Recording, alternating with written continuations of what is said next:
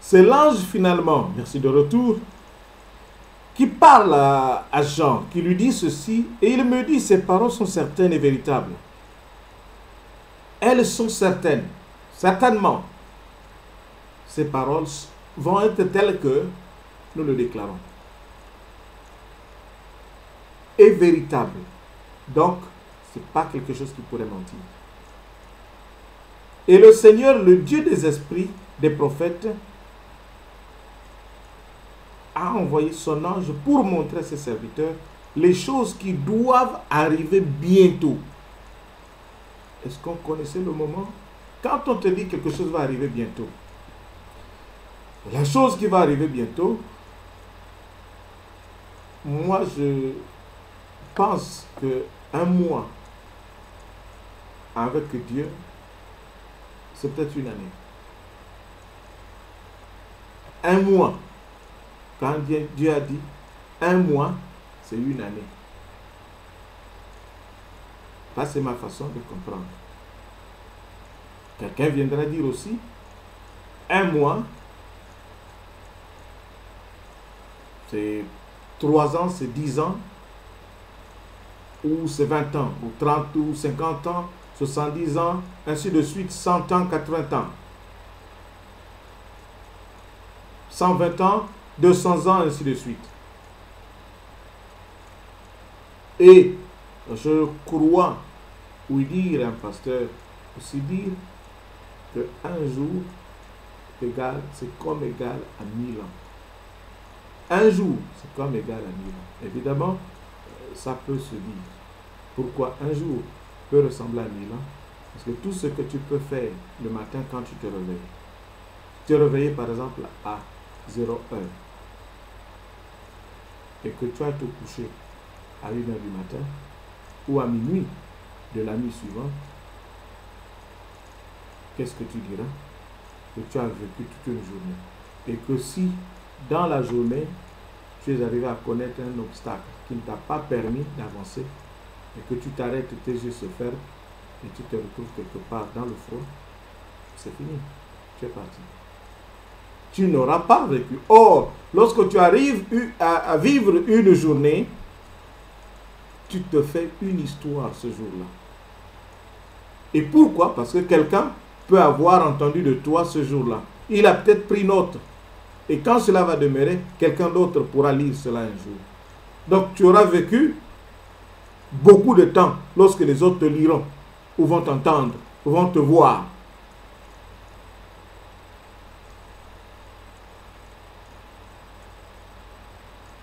Et il dit, voici, je viens bientôt, au verset 7. Heureux celui qui garde les paroles de la prophétie de ce livre.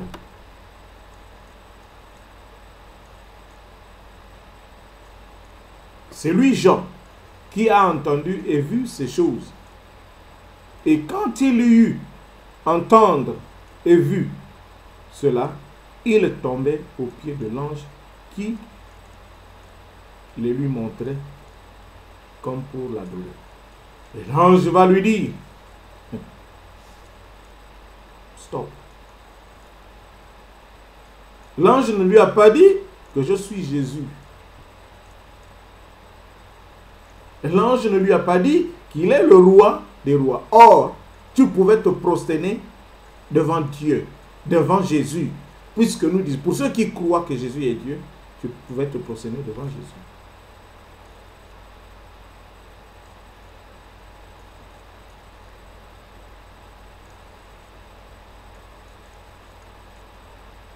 Mais il le dit et il lui dit, garde-toi de le faire. Je suis ton compagnon de service et celui de tes frères les prophètes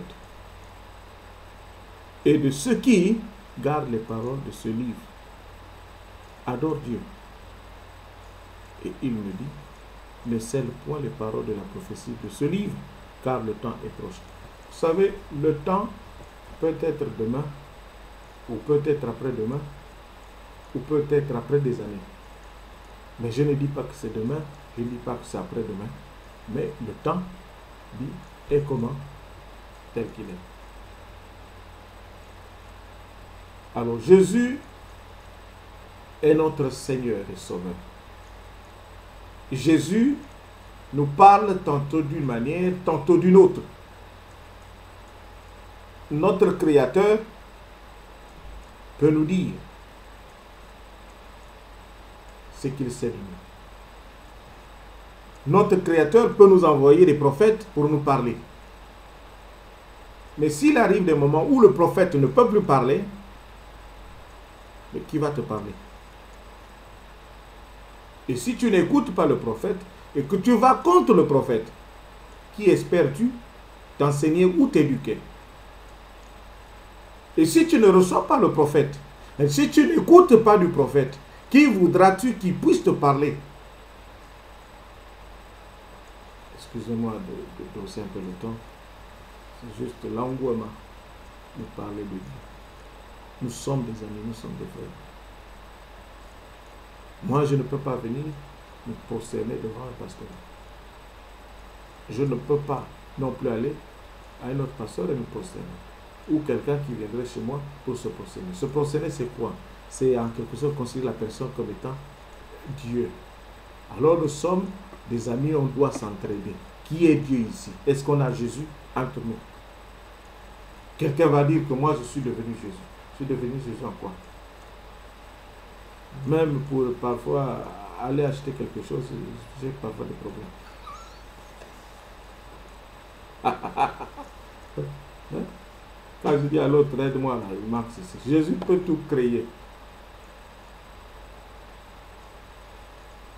Il dit lui-même à la femme, la veuve qui avait déposé les 2 pièces, elle a dit, elle a donné mieux que tout le monde, ou mieux que les autres. Pourquoi? Jésus compte l'argent. Jésus compte l'argent. Voilà pourquoi j'ai aussi créé ma compagnie. Je profite de le dire aujourd'hui. Ma compagnie, même si les choses s'attendent encore, qu'on appelle Mbongo Money Accounting, entre parenthèses, MMA. Mbongo Money Accounting, MMA. Mbongo, c'est l'argent dans notre dialecte. Parfois on dit Bado, mais nous on parle bon, on préfère dire bon. Et Mbongo veut aussi dire comme Babongo, les pygmées, qu'on respecte parce que nous, Bantous, nous venons, nous sommes les descendants des pygmées. Mon grand-père que je n'ai pas vu, certainement qu'il était un grand pygmée venant de Guinée. Et il y a des poulous que tu peux trouver au Gabon, il y a des poulous que tu trouveras aussi au Congo. Aujourd'hui, c'est parce que on a divisé là, pour dire que non, vous vivez de l'autre côté, nous on vit de l'autre côté. Apparemment, il n'y a pas une différence entre les Nzébi, les Bapoulous, les Lumbu et autres. Nous sommes les enfants d'un même père, y compris les Bateke, les Obamba et tous. Les Fans, les Miene, les Micho, tous, les Vili. Nous sommes les enfants d'un même père. Il y a des choses qui ne s'expliquent pas. Si je me mettais à vous les expliquer, vous allez dire que je suis devenu fou. Pourquoi? Parce que vous n'avez pas l'entendement. Si je me mettais à vous expliquer ce que je vois spirituellement, vous allez dire non, tu dis le mensonge. Et pourtant, c'est la vérité. Selon ce sur quoi je suis convaincu. Et j'ai vu les miracles s'opérer. Et si je me tenais debout à vous dire que ça, c'est comme ça, c'est comme ça, vous n'allez pas croire. Voilà pourquoi Dieu ne se trompe pas. Que ce que je vous montre, c'est pour vous et vos enfants. Et ce qui est caché, c'est pour lui-même. Et c'est un peu de lire Jérémie 33, 3, où il dit, invoque-moi, je te répondrai, je t'annonce des grandes choses, des choses cachées que tu ne connais pas. Et ce jour-là, je suis sûr que quand tu vas lire, demander à ce que Dieu te montre, tu ne vas pas supporter. Il y a des choses que tu ne peux pas voir avec tes propres yeux. Même dans le sommeil, tu essaies de fuir. Ce que j'ai vu, ce que j'ai déjà vu, et ce que Dieu est capable de faire dans la vie d'un homme, Je ne pense pas que ce Dieu-là ne nous aime pas. Voilà pourquoi le but, je crois que ce message de l'Apocalypse 22, du thème dans lequel nous avons amorcé, le nouveau paradis. C'est un paradis. Dieu veut nous parler du paradis. Son fleuve et son arbre de vie. Quand il nous parle du paradis, c'est que certainement quelqu'un était dans un mal. Il ne vivait pas tel qu'il devait vivre. Il vivait dans des difficultés. Il vivait dans des situations qui n'étaient pas bonnes. Le frère Matou Samuel a été clair. Il a découvert le paradis pour avoir écouté de Jésus, pour l'avoir rencontré spirituellement. Et il a dit que maintenant tu vas voir le paradis. Le paradis, c'est quoi? C'est ce qui est beau. Mais de quelle manière veux-tu voir le paradis? En ayant des yeux ouverts? Ou bien tu vas vouloir d'abord mourir pour que tu ailles voir le paradis? Il y a aussi deux façons de voir le paradis. Des yeux ouverts, tu verras la beauté qu'il y a tout autour de toi. Et partout où tu iras, tu seras à l'aise. Je ne dis pas que les difficultés ne sont pas ainsi. Une voiture même bien fabriquée peut se retrouver sous une montagne et ne pas la franchir facilement. Ce n'est pas parce que la voiture elle est ceci, mais la montagne est aussi une force.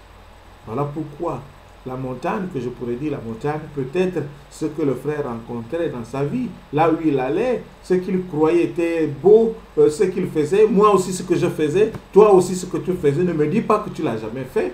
Tu es arrivé dans des situations pareilles où tu n'as pas été honnête, je n'ai pas été honnête, le frère n'a pas été honnête. Et que tu as maintenant compris, pour avoir rencontré Christ, qu'il y a lieu de faire ce qui est bien. Jésus-Christ est arrivé, la Bible est claire. Moi, je me dis que même nos politiques pouvaient prendre des exemples à travers la Bible. Lire la Bible et comprendre la vie. Quand tu as lu la Bible, tu as maîtrisé la Bible, je ne pense pas que tu ne peux pas faire le travail. Quel que soit le travail qu'on te donnera, tu vas le faire. Pas prendre référence à autre chose. Il faut que tu sois entraîné. On te donne un training au niveau auquel tu pourras facilement aborder ces choses-là. Mais si tu n'as pas un training qui te permet d'aborder ces choses avec paix et joie, bien-aimé, tu auras beau faire, il y aura quelque chose. Il y aura quelque chose. Voilà pourquoi l'ange qui dit à Jean que non, ne t'humilie pas, ne te prosterne pas devant moi. Il dit, je suis ton compagnon de lutte. Regardez comment est-ce que il dit qu'il est son compagnon de service. Je vais vous l'expliquer tout à l'heure. Un petit break.